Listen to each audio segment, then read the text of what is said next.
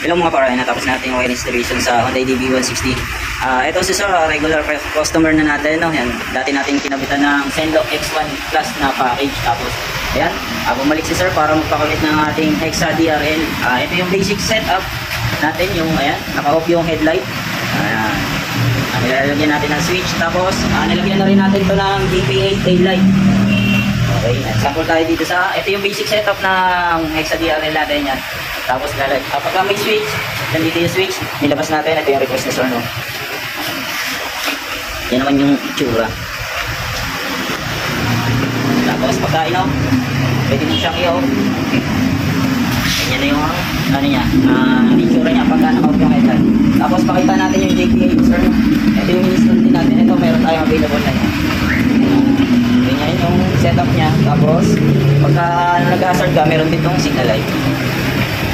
Hazard natin para kita yung dalawang ano. Okay. Ayan, sample natin yung dati kinabit natin.